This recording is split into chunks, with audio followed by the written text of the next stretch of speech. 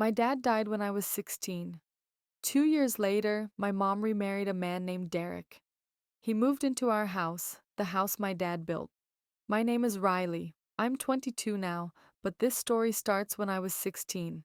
My dad, James, died in a car accident my junior year of high school. Sudden, devastating.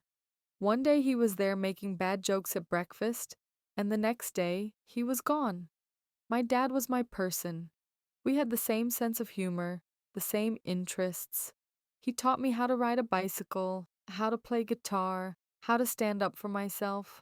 He called me kiddo, even when I got older and pretended to hate it. He loved my mom, Angela, completely. They were high school sweethearts. 20 years of marriage. They still held hands, still laughed together.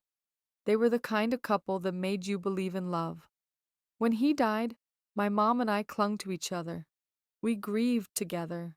We kept his stuff, his favorite chair in the living room, his tools in the garage, his books on the shelves. We kept him present even though he was gone. For a year and a half, it was just us. We figured out how to live in a world without him. It wasn't easy, but we did it together. Then my mom met Derek. She'd joined a grief support group. Derek was a widower. His wife had died of cancer 2 years before. They bonded over loss, started getting to know each other after meetings, then dinner. I'm not trying to replace your father, she told me when she first mentioned him. I'm just lonely, Riley, and Derek understands that loneliness. I got it. I did. My mom was only 45. She deserved companionship, deserved happiness. I wanted her to be happy, but I also wanted my dad, and Derek wasn't him. Derek started coming around more. At first it was fine. He was polite, respectful, quiet. He'd come for dinner, help with dishes, leave before it got too late. But then it was every weekend, then twice a week. Then he was there most nights. He was 48, worked in insurance, laughed too loud at his own jokes, had opinions about everything: politics, sports, how to load the dishwasher. He wasn't mean. That's important to understand. He wasn't cruel or abusive or obviously terrible. He was just there, in the space my dad used to occupy, and he didn't fit. Small things started bothering me. The way he'd rearrange things in the kitchen, the way he'd comment on what I was wearing. That skirt's a bit short, isn't it? The way he'd give my mom advice about me. Riley needs more structure, more discipline. Derek's just trying to help, Mom would say when I'd complain. I don't need his help. I need him to mind his business. Riley, be nice. He cares about us. 6 months after they started dating, Derek proposed. My mom said yes without asking how I felt about it. They got married 3 months later. Small ceremony. I was there. I smiled in photos. But inside, I was screaming. Because this meant Derek wasn't temporary. He was permanent. After the wedding, Derek moved into our house, the house my dad had saved for years to buy, the house my dad had renovated himself, building the deck in the backyard, planting the garden. Derek moved in like he owned it, because legally now he did, and everything began to change. We need to make this house ours, Derek said one Saturday morning, not hold on to the past. My mom nodded. You're right, fresh start. They started redecorating. My dad's favorite chair, the leather recliner he'd sit in every evening, got moved to the garage. His books got boxed up. His photos got taken down from the living room and relegated to a single shelf in my mom's bedroom. Mom, what are you doing? I asked, panicked, watching movers take the chair away. We're making changes, honey, moving forward. By erasing Dad? We're not erasing him. We're just making space for Derek to feel at home. This is Dad's home. He built this place, and you're just throwing him away like he never existed. Derek walked in. Riley, your mother isn't throwing anyone away, but I live here now too, and I can't feel comfortable surrounded by another man's things. Another man? That was my father. And now I'm your mother's husband, which means this is my house too. and we're making decisions together. That was the first time I really hated him. But it got worse. Derek had opinions about everything I did, what time I came home, who I hung out with, how I spent my money from my part-time job. "You're not my father," I'd say. "No, but I'm your mother's husband and you're living under our roof. Our rules. Our roof." Like my dad had never existed. My mom, for her part, got quieter. She'd mediate at first. "Derek, let Riley make her own choices." But gradually she started siding with him more. "Derek has a point, Riley. You are staying out pretty late." "Dad never cared as long as I texted you where I was." "Well, things are different now." Yeah, they were. The breaking point came months after Derek moved in. I was 18, senior year of high school, applying to colleges, stressed, emotional, barely holding it together. My dad's chair, the one they'd moved to the garage, I'd brought it back into the house, put it in the corner of the living room. It smelled like him still. I'd sit in it sometimes when I needed to feel close to him. Derek hated it. "That chair doesn't match the decor," he'd say. "I don't care. It's in the way. It's in the corner. It's not in anyone's way." One day I came home from school, and the chair was gone. Completely gone. "Where is it?" I asked my mom. She looked guilty. "Derek donated it. He what?" "Riley, it was falling apart. It was time." "It was Dad's." Derek walked in. It was a ratty old chair taking up space. We replaced it with a nice new armchair. Much better quality. I looked at the new chair. Beige, modern, soulless. Nothing like my dad. "You had no right," I said, my voice shaking. "I had every right. This is my house. It's my dad's house." "Your dad is dead, Riley, and the sooner you accept that, the better." I slapped him, just reached out and slapped him across the face. Didn't think, just reacted. He stared at me, shocked. His cheek was red. My mom gasped. "Riley!" "He deserved it," I said. "He threw away Dad's chair and said—" "I don't care what he said. You don't hit people. He's erasing Dad. Both of you are. Like he never existed. Like he never mattered." Derek's face was hard. "I've tried to be patient with you. I've tried to be understanding. But you're disrespectful. You're ungrateful. And you're making this harder than it needs to be." "I'm making it hard? You moved into our house and started changing everything. You threw away my dad's things. That's enough." My mom's voice was sharp. "Riley, go to your room. Now." "I'm 18. You can't send me to my room?" "Then leave. Go for a walk. Cool down. But you will apologize to Derek when you come back." "Apologize? He should apologize to me?" "Riley, go." I left.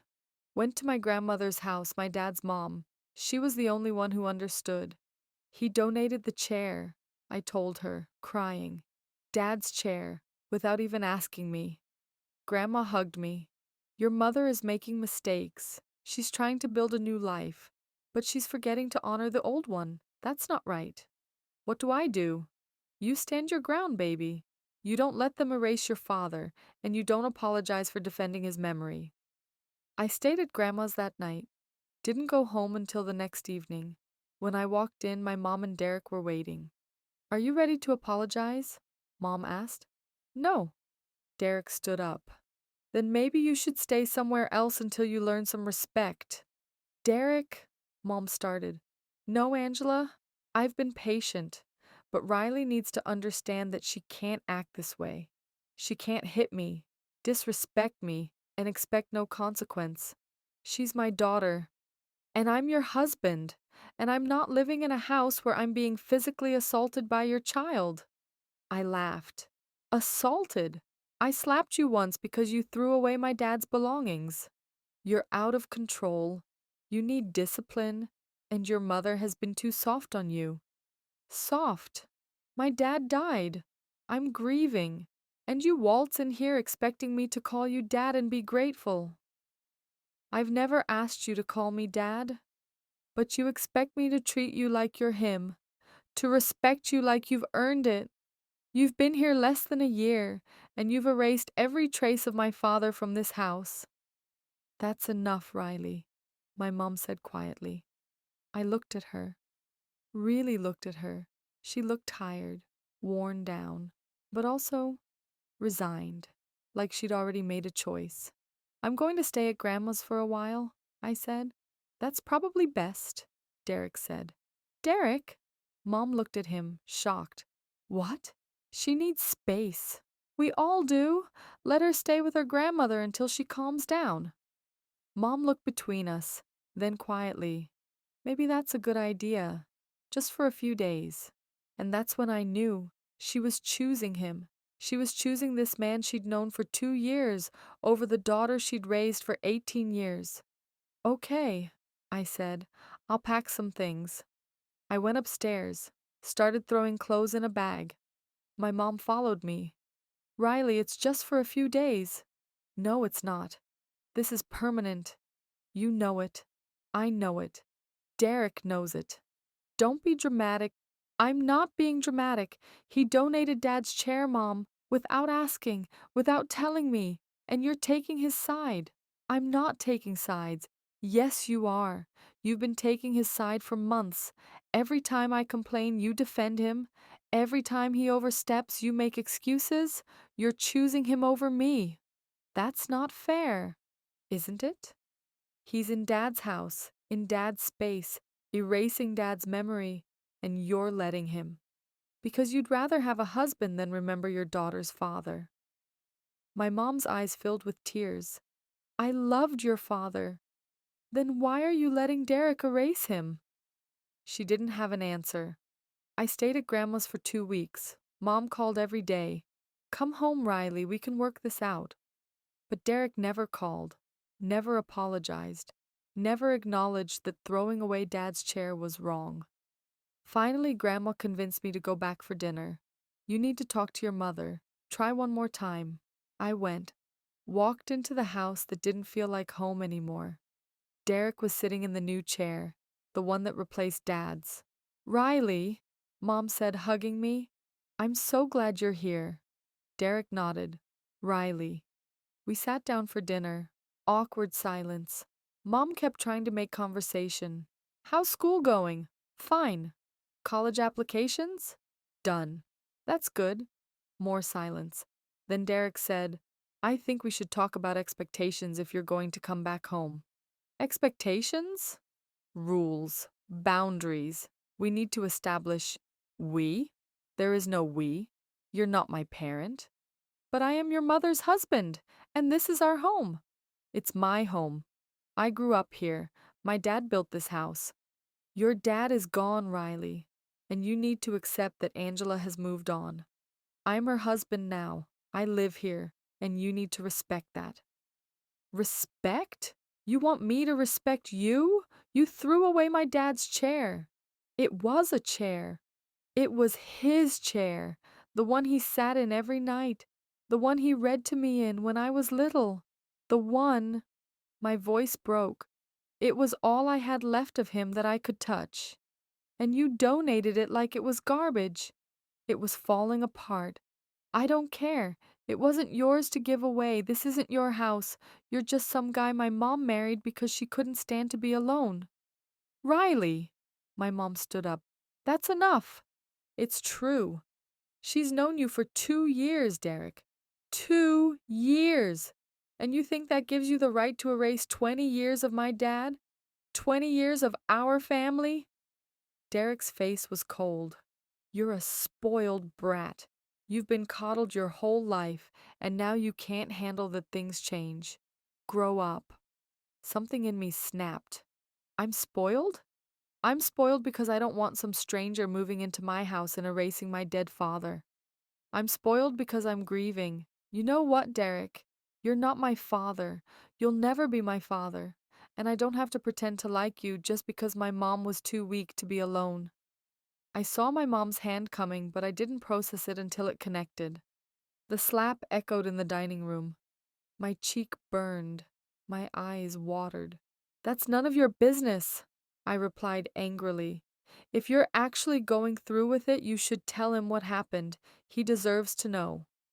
I stared at that message, a stranger telling me what my own conscience had been screaming. What happens between me and my fiancé is not your concern.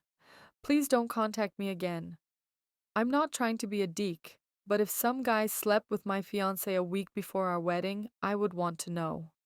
He was right. Of course he was right. I blocked his number immediately, but the damage was done. His words were in my head, echoing everything I'd been trying to suppress. Marcus deserves to know. He deserves to know. He deserves to know. I called an emergency meeting with my friends. I touched my cheek. It was still hot from the slap. I looked at my mom, this woman who'd raised me, who'd comforted me when Dad died, who'd promised we'd get through it together, and I saw a stranger. Okay, I said quietly. I'll leave. Riley, don't be. Mom started. No, you made your choice. You chose him. Over me. Over Dad's memory. Over everything we had. So I'll make it easy for you. I'll leave. I stood up, walked to the door. Riley, come back here, Mom called. We need to talk about this. There's nothing to talk about. You hit me. You told me to leave, so I'm leaving. I drove to Grandma's, walked in crying, told her what happened. Grandma held me while I sobbed. Then she said, You're staying here as long as you need. This is your home now. That night, I went back when I knew Derek and Mom would be asleep, packed everything I cared about, clothes, photos, Dad's guitar, his watch that Mom had given me, everything that mattered. I left a note on the kitchen counter. You wanted me to respect your husband. I needed you to remember my father. We both failed. I'm staying with Grandma. Don't call unless you're ready to apologize. I never went back. That was 4 years ago. I'm 22 now. I've lived with Grandma ever since. She helped me pay for college, supported me when I needed it, gave me space when I needed that too. My mom has called, texted. At first they were angry. You're being childish. You overreacted. Derek is a good man and you refuse to see it. But she never apologized for hitting me, never acknowledged that choosing him over me was wrong.